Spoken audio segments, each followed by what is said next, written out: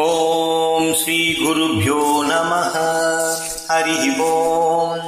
பொன்னிலம் மாதராசை பொருந்தினர் பொருந்தார் உள்ளம் தன்னிலந்தரத்தில் ஜீவசாட்சி மாத்திரமாய் நிற்கும் எந்நிலங்களிலும் மிக்க ஏழு நிலம் அவற்றின் மேலாம் நன்னிலம் அருவும் ஏக நாயகன் பதங்கள் போற்றி. கைவல்ய நவநீதம் ஸ்ரீ தாண்டவராய சுவாமிகள் அருளியது. அதனுடைய தத்துவ விளக்கப்படலத்தின் 68வது செய்யுளை நாம் இன்று காணவிருக்கின்றோம். முதலில் செய்யுளை படிக்க கேட்போம்.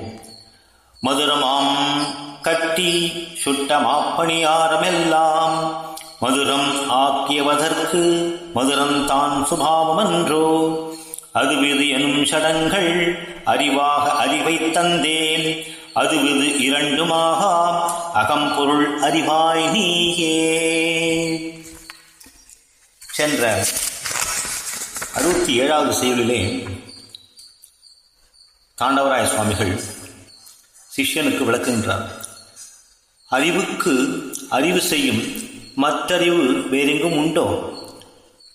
அறிவு ஸ்வரூபியாக இருக்கின்ற நீ ஒன்னில் ஒளிந்து கொண்டிருக்கின்ற இயக்குகின்ற பிரம்மத்தை புரிந்து கொள்வதற்கு உன்னையன்றி வேறொரு அறிவை நாட முடியுமோ என்று ஒரு வினாவை எழுப்பி விளக்கத்தையும் சொல்லுகின்றார்.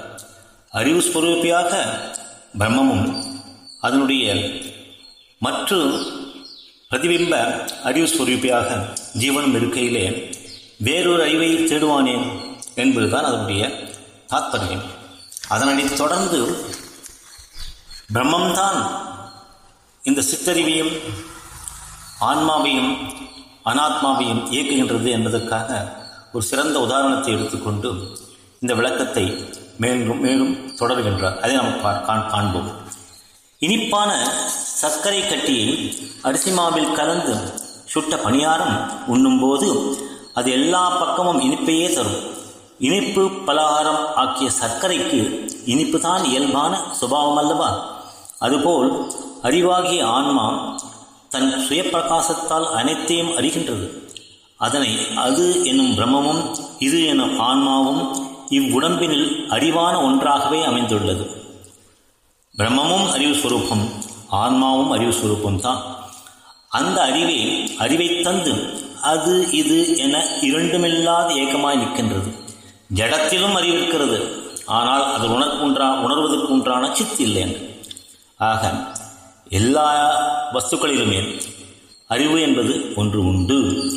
அப்படி அறிவாய் விளங்கும் அகப்பொருளை அறிவாய் நீயே சிஷ்யா, அதை நீ அறிந்து கொள் என்று குருவாகப்பட்டவர் உபதேசிக்கின்றார். இதே வேதம் அகம் பிரம்மாஸ்மி என்று எடுத்துரைக்கின்றது. அதனால் அது இது என்பதை விட்டு அகம் பிரம்மாஸ்மி என இருப்பதை சிஷ்யா நீ அறிந்து கொள்வாயாக என்று ஒரு அன்பு கட்டளை இடுகின்றார். இதனுடைய ஆங்கில விளக்கத்தை இப்போது பார்ப்போம். Guru now makes an attempt to clear certain doubts for his disciple about Atma Aparoksha Jnanam.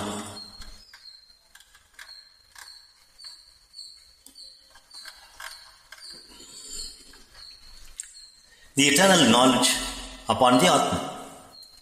He takes the assistance of an analogy of a sweet meat called sweet paniyaram, vellapaniyaram. The content or the ingredients are the jaggery and plain white rice flour.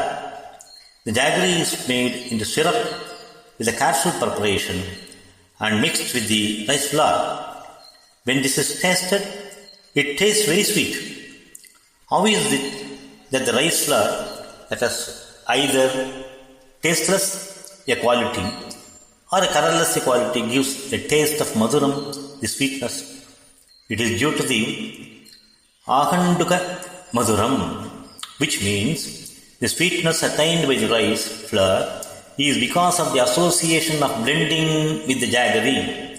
Jaggery is swabhavika madhuram.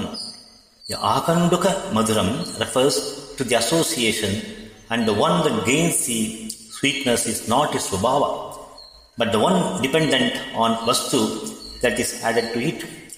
Swabhavika is an often used word in our dialects to say the inherent quality in a thing. It is inherent in it and not the one gotten from the external source. Atma Swarupam is Swabhava and Chaitanyam is Swabhavam. The sweetness seen in the jaggery is Swabhava. This Adu and Idu, that is Tat and Tvam, is the one that makes a reference to Jiva and on the other the Atma. Adu Idu Aga is an important Vakya of this verse. The intrinsic message of this Vakya has already been discussed and seen in simple version under the verse number 59. Uddalaka Maharishi is seen giving a Upadesham to his son Shvetaketu Tattvamasi, a Mahavakyam seen in Chandogya Upanishad, repeated to him for 9 times. The whole mantra of this Mahavakya runs thus, and let me repeat it in a slow manner.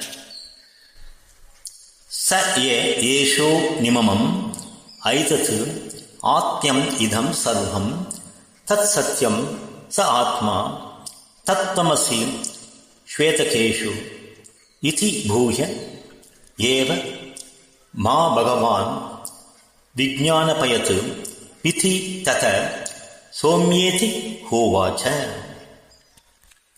Tattvamasi Shvetaketu iti. Shvetaketu appeals to his father to initiate him again and again, and this is a fulfilled version after giving 9 relevant examples given by this father. By each time, in each of the examples, it's refrain. In every example, he repeats it Tattvamasi, Tattvamasi, and so on. Tattvamasi 9 times, he does it. The meaning of this mantra is full, is that which is the subtleties of all is the self and the truth. It is the self that thou art.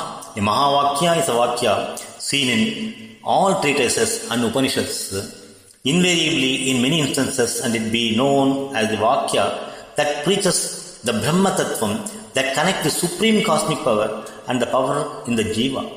Jiva Brahma Aikya Tattva. In the example seen above, the Madhuram of the jaggery that qualifies Lakshyartha and the tastelessness of the flower qualifies the Vachyartha. We have already seen that Brahmam and Kotastha are the Lakshyartha and the Ishvara and the Jiva are Vachyartha. The visibly seen flower is Jiva here, and the substratum, the Madhuram, as added by the jaggery to the sweet meat, here is a Brahman. The Swabhava Aganduka gets merged here to symbolize the Prajnanam, which is the only one Brahman. The 2 different enjoins inculcate Abheda Buddhi, and this serves the Moksha Sadhanam. If the Jiva is knowledge, the Brahman enjoins, it transcends to wisdom. The substratum that adds Chaitanya is Brahman. This is the Brahman that confers knowledge and wisdom. Brahman is the personification of all that knowledge and wisdom, and this is the cosmic intelligence that need to confer the intelligence to the Atman. This is what is seen in Upanishad as Aham Brahmasmi. Atman turns Kotastha to the purest form of Atman, that is the very Brahman. Aham Porul Arivai Ni is a valedictory message seen in this verse. So, Aham Brahmasmi or Tattvamasi is a great Mahavakya. The Sishya gets to know Tattvamasi in the initial stage, and he becomes Aham Brahmasmi later. We'll see further the next verse, how it proceeds. For now, thank you. Om Shri Gurubhyo Namaha. Om Shanti Shanti Shanti. Harihi Om.